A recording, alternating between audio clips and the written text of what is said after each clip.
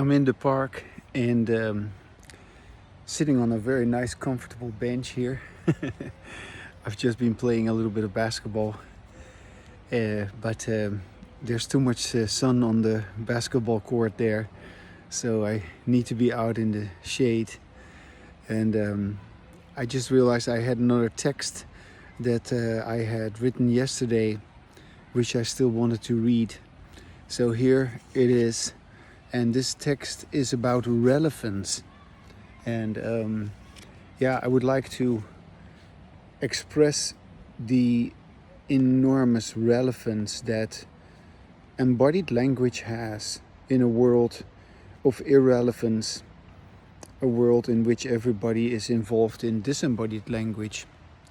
And once again, the difference between embodied language and disembodied language is, of course, that in embodied language we are finally listening to ourselves while we speak, and in our usual disembodied language we unknowingly never listen to ourselves while we speak. So that makes a big difference. Let me just walk up and down a little bit here just to show you where I am. Here I am at this wonderful place. This is my little my little bench here, and here is the creek just right in front of me. Let's just walk there for a little bit and then I'll walk back again into the shade because it is very warm today. And yeah, at any other given day I would love to go and take a dip in the creek here, but today I just don't feel like it. I just feel like talking and sitting quietly. I had a wonderful afternoon and a kind of an unexpected day without work, which is also pleasant because I've been working too many hours for my own taste. And so today I had an unexpected day off because they didn't need me, and that led me to have a very nice lunch with my wife Bonnie, and we ate some of the Chinese food that she had brought home after she had visited her mother, and her mother always makes these delicious pig's feet, and so we ate these pig's feet that her mother had made, and she makes that always so delicious. And we had some wine, and then afterwards we watched a little bit of TV together, and then I had a little nap. And then I remembered that my basketball was getting kind of deflated, and so I got myself a little pump to pump up my my basketball. Yeah, I have my own basketball, and so now it's nice and hard. And in a little while I will be going back to this court here that is nearby. But currently the court is actually, on one side it is in the shade, and on the other side it is in the blazing heat in the sun. And there were a couple of kids playing there, so I could go and play there in the sun, and I did a little while. But then I said, nah, that's enough. I cannot stand being in the sun for too long. So here I am, and I have this piece of writing with me about relevance, and once again, the relevance of embodied language is, yeah, to put it simply, to put it very, very, understandably. I mean, what do you? I'm just asking you. You're listening to this. What are you hearing? What are you hearing me do? How do I sound? How do I come across as a person who talks about embodied language? As a person who says that it is important to hear yourself while you speak. For myself, I experience this as wonderful. I experience this as relaxing, as being clear, as being in the moment, as being feeling confident, and I create in this way of talking, while listening to myself while I speak, I create a different way of talking. Yeah, a way of talking which unfortunately is missing in this world. Everybody in this world, when they're talking too fast, too distracted, too there's so much aggression, there's so much pushing around, so much people trying to compete with each other. We're not really talking, and we're not listening to ourselves. So there you have it. Yeah. If you listen to yourself, you're going to be talking like this, calmly, peacefully. Yeah, you could say mindfully, but I don't have a mind, you see. A person who is listening to him or herself is going to find out that this whole issue of a mind is bogus. There is no mind. There's only language, and you are expressing it, you are saying it, you are hearing it, and you are one with your language. So that's a whole different way of dealing with language than the way we are usually, talking. It's just so much noise, so much hassle, so much stress, so much fear. Yeah, I am talking about this. I know about this. And you can also listen to yourself while you speak. And that conversation, if you do that in 2025, I stimulate everyone in 2025 to talk out loud with themselves. Go and do it. Go and sit in a place like where I am right now. Just go and sit there by yourself and talk with yourself like I am doing. I'm sitting here alone. And let yourself know that you can hear yourself. Let yourself know that it is needed, that it is possible, that it is wonderful. Yeah. When you do it, you know you are doing it. When you have embodied language, you know you're having it. And as long as you do not know, as long as you are still trying to have it, or as long as you are not sure whether you're having it, you're not having it. Yeah. I know I have it because I sense that I'm having it. You can sense I'm having it. Everybody senses of someone else when we're having this. It's amazing that once we have embodied language with each other, we realize like we have always known that this was possible and we've never attained it. We have had little moments, little glimpses of this, but we have never skillfully, knowingly had this deliberately. I'm having this because I want to and because I know how to. Now, the relevance of embodied language is enormous, and this writing is about that relevance. There is much more relevance to anything I say than what anyone else is saying, because I address the difference between disembodied language and embodied language.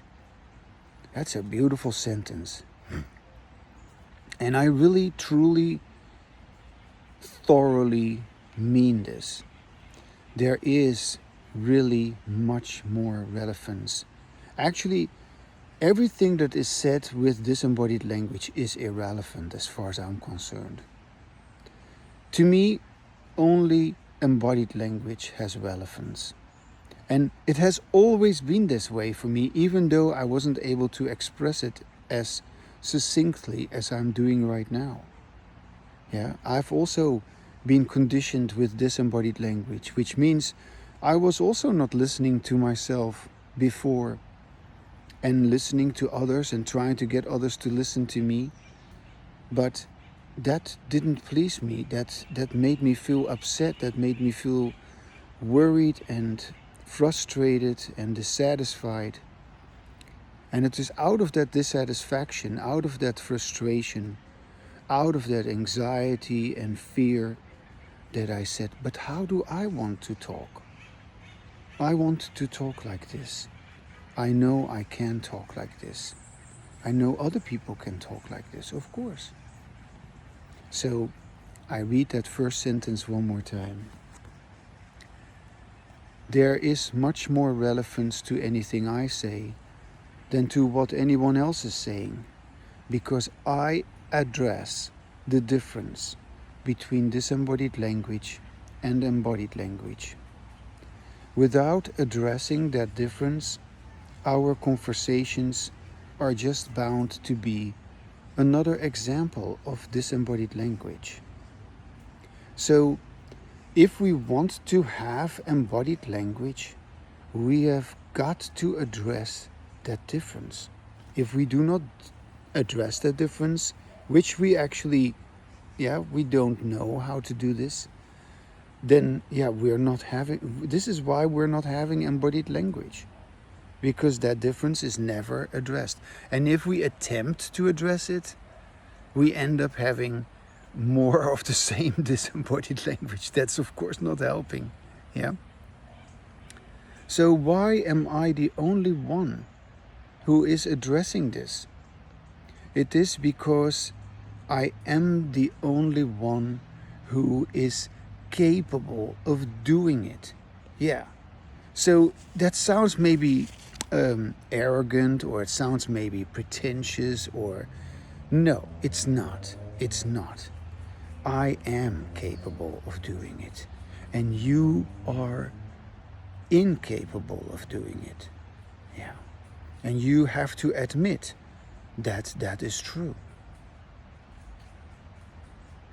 I'm not saying that this will always be this way, that I'm the only one who's able to address this, but I don't hear anyone else talk about the difference between listening to ourselves while we speak, which is of course what I'm having right now, embodied language, and our usual way of talking, in which we don't listen to ourselves while we speak. That is disembodied language. And then we are dominating each other, we are fighting, we are arguing, we are distracting, we are defending, we are hiding, we are lying, we are disconnecting. There's all this manipulation going on, and in embodied language none of that is going on.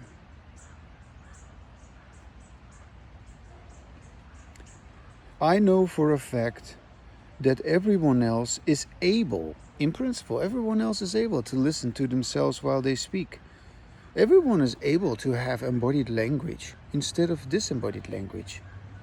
Yet, nobody is concerned enough about this matter to make it happen. You need to be concerned enough about the fact that in disembodied language you are not listening to yourself. So are you going to be concerned about that?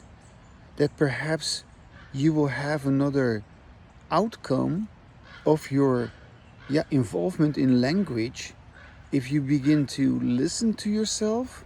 Are you going to be concerned about it? Are you going to take that serious? Are you going to explore that? Are you going to verify for yourself that, wow, if I begin to listen to myself while I speak, I suddenly realize that I'm coming out of some kind of a cloud. I'm coming out of some sort of a sense that, wow, I believed I was having inner language. I believed I was having all sorts of thoughts. But when you begin to talk out loud with yourself and you hear yourself, there are no thoughts. There's just that, what you are saying at that moment and what you are hearing at that moment. And you're very clear about that. So once you make that switch from not listening to yourself to listening to yourself, you know you are making that switch, and this makes a big difference. And you feel incredibly good that you have made that switch. So, if you are going to take it serious, if you are going to, make it something that is important, if you're going to be concerned enough to, to make that switch, that you say like, wow, so I can actually do that. I can actually sit here by myself on a bench like this, by myself. There's nobody there, and there is the creek. I'm here by myself, and I hear a little bit of the creek in the distance. And I'm just here talking with myself. It's totally peaceful, and all of a sudden I realize like, wow, this is so different from how I talk when I talk with other people and when I'm not listening to myself. You can do this, but you have to be concerned enough to do it. So the switch from disembodied language to embodied language can only be made by someone who is serious enough to acknowledge the terrible... Oh, look at that. There's a little squirrel all of a sudden. You see that? The terrible reality of our own disembodied language. So we gotta be serious enough to acknowledge that, oh wow, in my previous way of talking and dealing with language, I was always stressed. I was always hurried. I was going too fast. I couldn't find the right words because I felt pressured. I felt nervous. I felt forced into something. And here I am talking out loud with myself, and there is no fear, no force, no stress. You just feel at ease. So you realize how your disembodied language, which is now behind you, how that was always actually a negative experience. People tend to downplay the negative consequences of their usual way of talking. And why do they do that? Well, it is because everyone else is doing it. And the reality is, everyone is frustrated. Everyone is stressed, dissatisfied, defensive, forceful, hurt, obsessed, deflecting, dissociating, and everybody is underperforming, not really being themselves.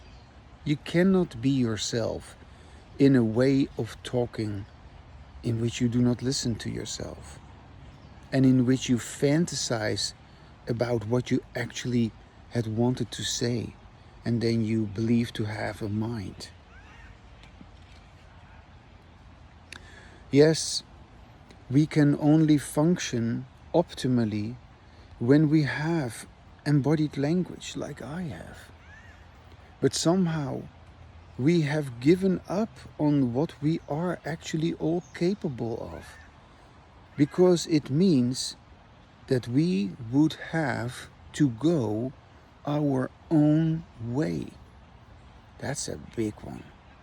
If we want to have what I have, if we take listening to ourselves serious enough to have embodied language, we must go our own way. We must behave according to our own individuality. And that is what embodied language is all about. It is the expression of our individual freedom. And disembodied language is the language of the group, the language of the crowd, the language of the community, the language of the family, the language of the team, of the nation, of the religion, of the culture. But no, you are an individual. What is your way of expressing yourself? How do you want to talk? Do you ever get to it? You only get to it if you go your own way like I do.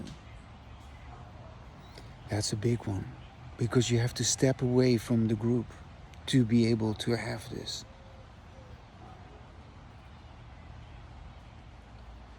So disembodied language involves group behavior and admitting that that isn't sufficient in stopping it.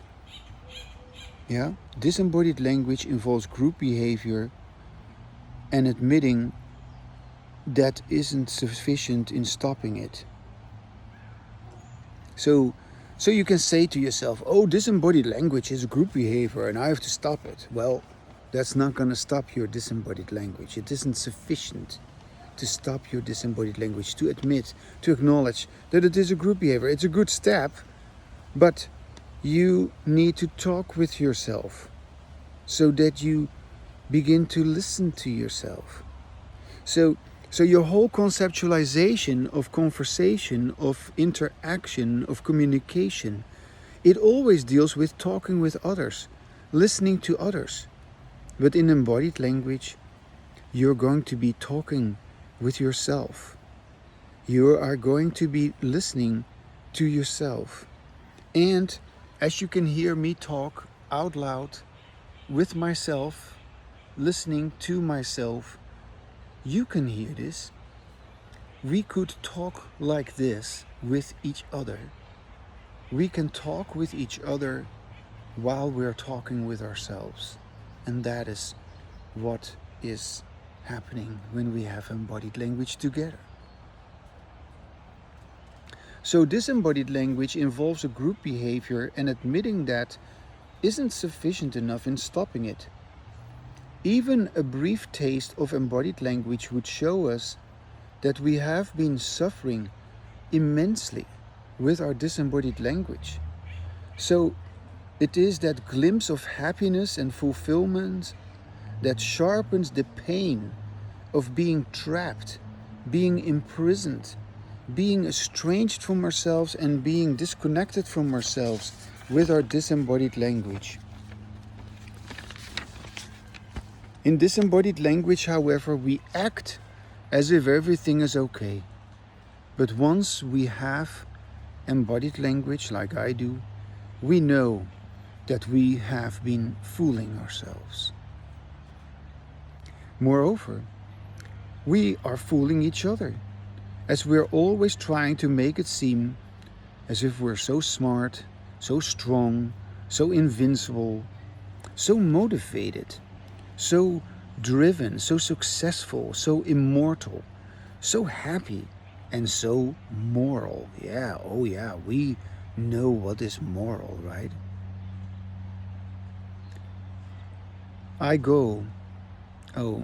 So that's a little explanation that I make to just sort of just set the stage for an example that I'm giving. So I just compare and contrast embodied language and disembodied language. And I need to drink a little bit here. I have a little bottle of water here, and I'm taking some water. So when I was writing this piece, I was reminded of something that happened on my morning bike ride. I go on a bike ride almost every morning, and I take a particular route. I usually meet the same people who are walking their dog, or who are going on a morning walk, or who themselves are also on a bike ride. We meet each other every morning. I have many times said hello to all these people, and there's this one older lady who is walking by herself and who I've seen stopping many times because she seems like a very sociable person. I've seen her talking with other people on the path, and she likes to interact, that's for sure. So one morning, I was riding my bicycle slowly. You know, I don't ride very fast. I'm not racing. Plus, of course, I pay attention to the pedestrians who are on the bicycle path. It's also a footpath.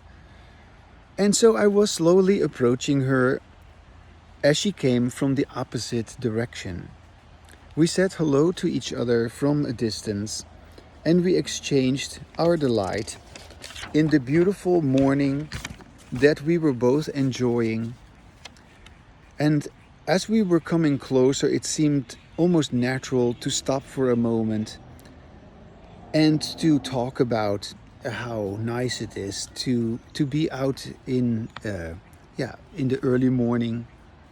And it was very pleasant to have a brief conversation about how wonderful it is to be out in the early morning at the edge of town. And so she told me about her husband, who had passed away a year ago.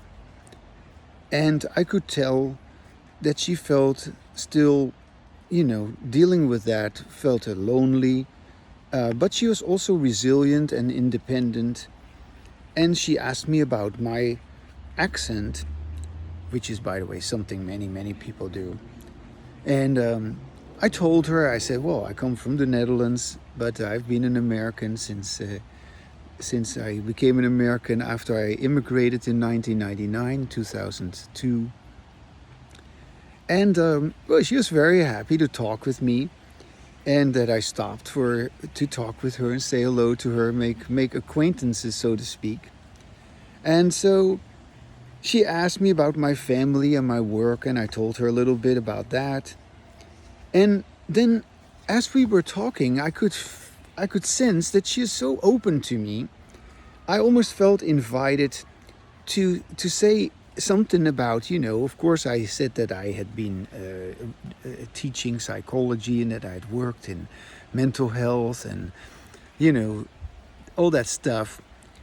I almost felt like invited to also mention to her, well, I also happen to be the person who has embodied language.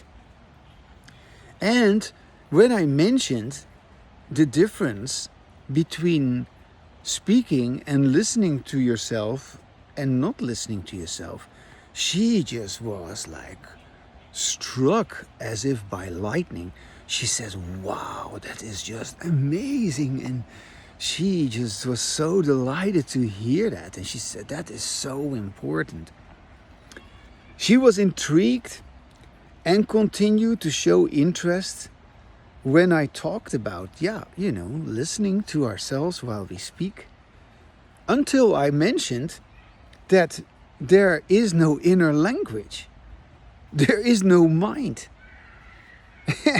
But then, quite abruptly, she asserted her religion and she apologetically ended the conversation and started walking away.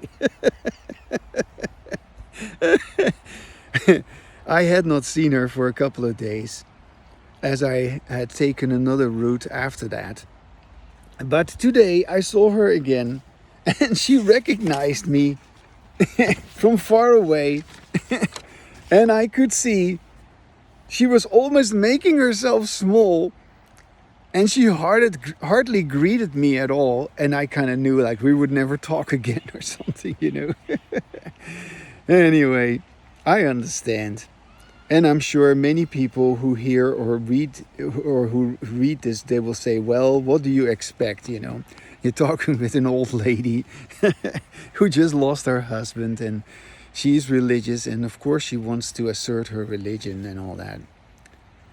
Well, it came as no surprise to me, as I've gone through this situation many, many times before. And I want people to know, however, that this kind of reaction, it signifies something which is very, very common to everyone who comes to know about the distinction between disembodied language and embodied language, and who comes to know that, there is this difference between listening to ourselves and not listening to ourselves while we speak. And so it has nothing to do, in my opinion, whether this lady is very old or not. everyone who comes to know about the difference between disembodied language and embodied language, regardless of whether it is because of their own exploration, yeah, somebody may listen to my videos, or maybe they have been my students, maybe they have been in the past in a group with me, maybe they were in my class, maybe they were in a therapy group that I gave, maybe they have talked with me in, seminars that I have organized. Regardless of whether they have actually already began to explore it on their own, everybody, regardless of how old they are and how enthusiastic they are, everybody has that same kind of reaction as this old lady. Everybody.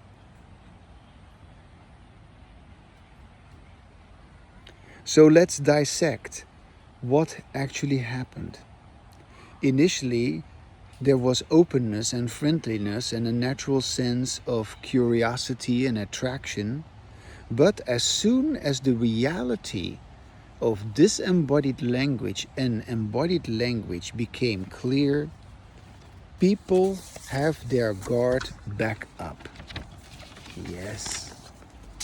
People become defensive again. Moreover, there is no way for anyone, not for me or for anyone. It's not my failure that I couldn't reach them, that I couldn't impress them, that I couldn't convince them, that I couldn't, keep them involved. There is no way in which these defenses are going to be lowered again. To the contrary, they are going to dig in their heels.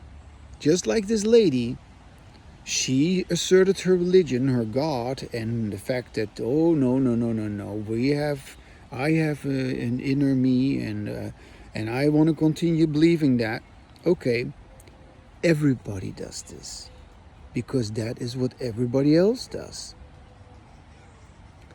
So they're going to dig in their heels once they kind of realized how serious it is that they have actually believed in fantasy stuff. Yeah, that's a big discovery, that you have believed in nonsense, that what you have believed is false. There is no language inside of you. There never was, and there never will be. Even though everybody says so, even though everybody behaves as if that is true. Yeah, that's a huge one. And so, unless you are allowing yourself to say this to yourself, to hear yourself say this, that it is true, that you've been believing in fantasy stuff, you've been believing in pure nonsense, you have been making a big deal out of nothing, you have believed all sorts of things which were just not true, and you keep on saying it is true, keep defending it, keep making it seem as if it is important, when in fact it isn't. So, the conclusion I make based on this experience and previous experiences, this experience with this lady and many other experiences with other people who also had their guard back up, who also again were feeling embarrassed about the fact that they have believed in utter nonsense. They have wasted their time with things which were false. And it takes humility, it takes integrity, it takes recovery to be able to say, it was wrong what I said. It was not true. And so, unless you say it to yourself, you're not going to hear it. You're not going to be changed by saying it.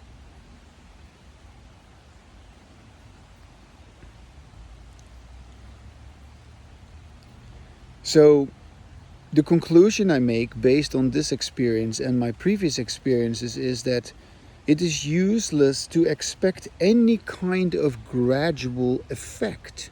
Yeah? What happened with me and that lady was an immediate effect. There was not a gradual effect. There was the shock that for a moment they realized that what they believed wasn't true. It was a moment, an instant of truth. And so there is no gradual effect. It is unrealistic to expect a gradual effect. And it will always be the immediate impact which determines whether we will be able to have embodied language and continue with it.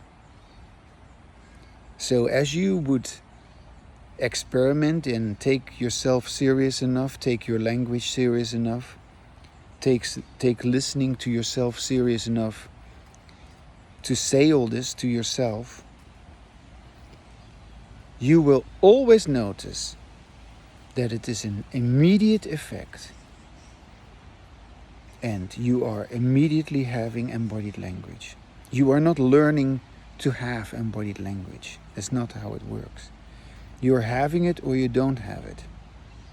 And you are, dragging your heels, so to speak. You are complaining, you're whining, you are having problems. Everything is stress and worry and fear and frustration. That's disembodied language. And you continue with that and it sounds terrible, it feels terrible. It is about difficulties, it is about problems, it is about stress, and it is about meaningless stuff. And then when you have embodied language, you feel great. Everything is clear and things are falling into place. You speak your truth. The truth has set you free. You are listening to yourself. You are having it immediately. No path to reach this. You are listening to yourself, and that's how you can have embodied language. No other way. So to put it behavioristically, because I have a background in which I know about behaviorism, in behaviorism there is, of course, this whole aspect of conditioning where a person is conditioned to have a particular behavior. And then we're talking about the shaping of a particular behavioral response. There's no such thing as the shaping of embodied language. Disembodied language continues because we accept it as normal, but it is abnormal.